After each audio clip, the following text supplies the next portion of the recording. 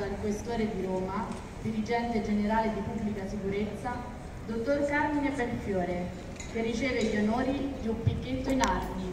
Picchetto, attenti, presentat, shop! Onori al capo della polizia, direttore generale della Pubblica Sicurezza.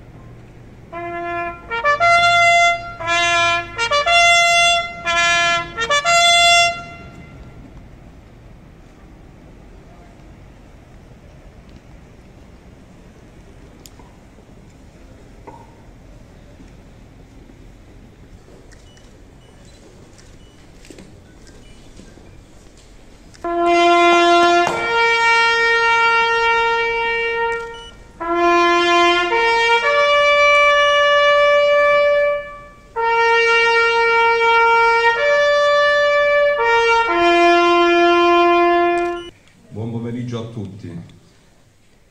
Stamattina ho ricevuto tanti messaggi di congratulazioni, buon lavoro.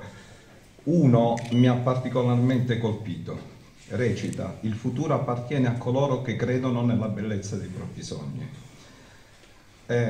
Forse vi riguarda.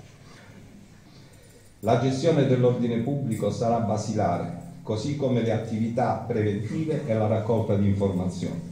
Attenzione particolare dovremo riservare alle donne vittime di abusi e violenze, anche nelle mura domestiche, alle fasce più bisognose della collettività, come i minori, gli anziani.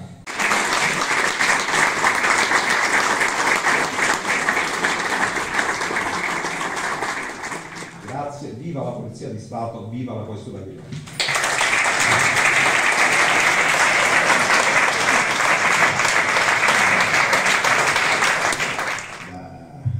Grandi come Fernando Masone, Gianni De Gennaro, Antonio Manganelli, altri non ho assistito perché nel frattempo era andato via, però sento molta emozione, quindi cercherò di dire due parole riordinando le idee. Allora, in primis un saluto e un augurio di ottimo lavoro al predecessore del dottor Belfiore, al prefetto Mario Della Cioppa, che